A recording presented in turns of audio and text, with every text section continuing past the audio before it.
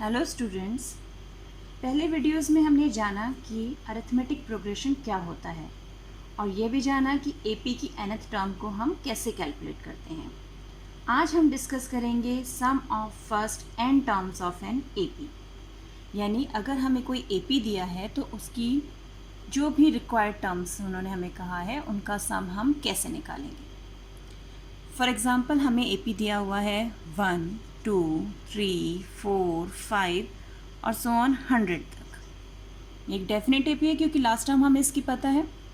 हमें इसका 1 से लेके 100 तक सम निकालना है। तो हम क्या करेंगे, 1, 1 + 2, 3, 3 + 3, 6, 6 + 4, 10, 10 + 5, 15 और 100 तक। तो कैलकुलेशन तो हो जाएगी, लेकिन इसमें हमें टाइम बहुत लगेगा। तो अपने टाइम को सेव करने के लिए और इस कैलकुलेशन को शॉर्ट करने के लिए हम एक फॉर्मूला यूज़ करते हैं जिसे हम कहते हैं सम ऑफ n टर्म्स, यानी SN। Sum of n terms is equal to n/2 into 2a plus n-1b। तो a तो हमें पता है हमारा क्या होता है एपी में फर्स्ट टर्म, n जिस टर्म का हमें सम निकालना है, जिस टर्म तक हमें सम निकालना है, डी इज़ क्या होता है, डी हमारा कॉमन डिफरेंस। और एन मैंने अभी आपको बताया, एन क्या होता है, सम ऑफ फर्स्ट n टर्म्स। अब यहाँ इस फॉर्मूले में एक ध्यान देने वाली बात यह है, जो मैक्सिमम स्टूडेंट्स मिस्टेक करते हैं, कैलकुलेशन करते समय वो सबसे पहले इस 2 और इस 2 को कैंसिल कर देते हैं। हमें ऐसा नहीं करना, इन 2 को कैंसिल नहीं करना, क्योंकि ये जो 2 है बेटा इस ब्रैकेट से बाहर है, यानी ये दोनों टर्म्स के लिए कॉमन है। अगर हम 2 कैंसिल कर देंगे तो ये इसके लिए तो डिनोमिनेटर बन गया, लेकिन ये 2 जो है वो n-1d का भी तो डिनोमिनेटर है, यानी हमारी कैलकुलेशन जो है वो गलत हो जाएगी और आंसर भी रॉन्ग हो जाएगा। इसलिए हमें ध्यान रखना है कैलकुलेशन करते समय हमें ब्रैकेट में ये 2 और बाहर का 2 ये कैंसिल नहीं करना। ठीक है, अब हम आगे बढ़ते हैं। अब अगर हम इस फॉर्मूले को ध्यान से देखें तो ये n/2, 2a का मतलब क्या है, a + a, यही हुआ ना 2a का मतलब। तो a + a और इसे हम n-1d लिख लेते हैं। अब इस टर्म को देखकर कुछ याद आया? जो हमने पहले वीडियोस में किया था, ये है an का फॉर्मूला, यानी हमारा SN बन गया n/2 a + an। देख रहे हो, a + n-1d an बन गया। और जब हमारा डेफिनेट AP होता है तो an मतलब जितनी उसमें n टर्म्स हैं तो an जो होगा वो लास्ट टर्म ही होगा। तो फॉर्मूला बन जाएगा SN = n/2 a + l, l means last term. तो हम क्वेश्चन के अकॉर्डिंग या तो ये फॉर्मूला यूज़ कर सकते हैं या ये फॉर्मूला। ये फॉर्मूला हम कब यूज़ करते हैं, जब हमारे पास डेफिनेट एपी होता है। और ये फॉर्मूला हम डेफिनेट एपी के लिए भी यूज़ कर सकते हैं और क्या कर सकते हैं जहाँ हमारा इंडेफिनेट एपी है, यानी हमें लास्ट टर्म नहीं पता। अब ये जो हमें एपी दिया हुआ है हम इसी के लिए कैलकुलेशन करके देखते हैं। तो हमें S100 चाहिए क्योंकि लास्ट टर्म हमारी 100 है। तो सबसे पहले हम ये वाला फॉर्मूला यूज़ कर रहे हैं। तो n क्या है हमारा 100, n 100/2, a क्या है फर्स्ट टर्म यानी 1 और लास्ट टर्म है हमारी 100।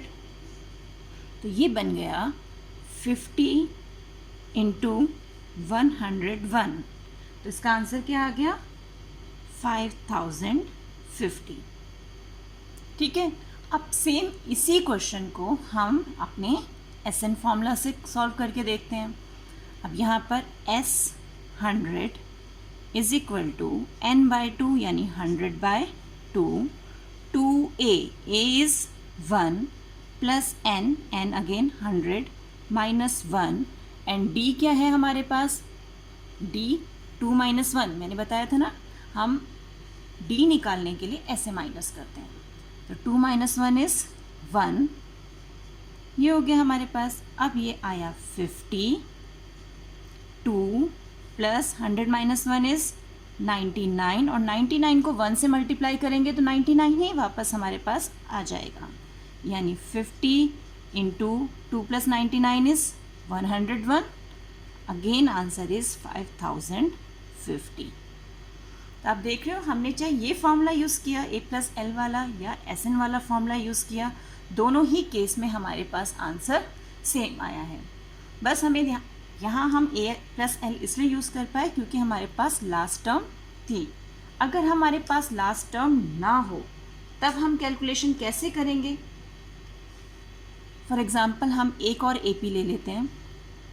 इस बार हमारा AP है 8, 3, -2 एंड सो ऑन. अब ये इनडेफिनेट AP है, यहाँ हमें लास्ट टर्म नहीं पता और हमसे कहा जाए कि इसमें फर्स्ट 22 टर्म्स का सम निकालो, यानी S22 निकालो. तो यहाँ हम कौन सा फॉर्मूला यूज़ करेंगे? हम फॉर्मूला यूज़ करेंगे SN का ये.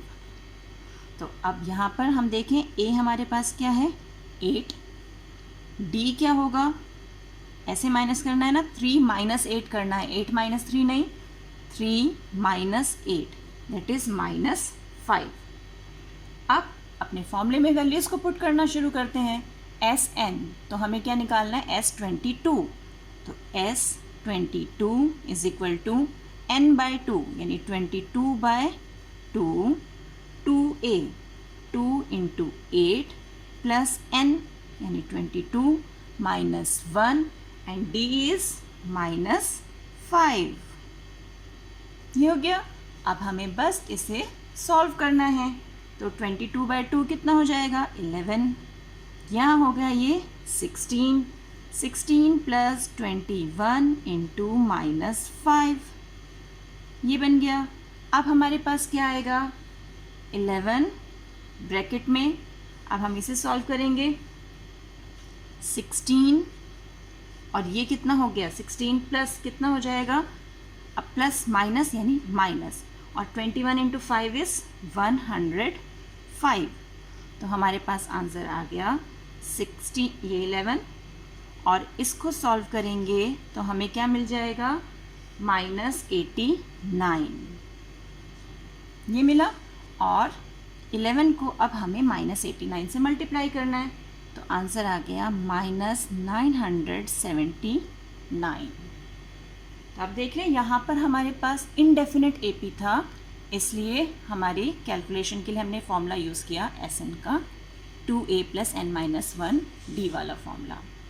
तो हमें अगर डेफिनेट हमारे पास AP है अरिथमेटिक प्रोग्रेशन तो हम A + L वाला फॉर्मूला यूज़ कर सकते हैं, और इनडेफिनेट है तो हम 2A + n-1 D वाला. तो आई होप आपको ये दोनों फॉर्मूले क्लियर हो गए होंगे कि किस कंडीशन में हमें कौन सा फॉर्मूला यूज़ करना है. इससे रिलेटेड क्वेश्चंस हम अगले वीडियोज़ में डिस्कस करेंगे. इस वीडियो में इतना ही. So keep practising and enjoy maths.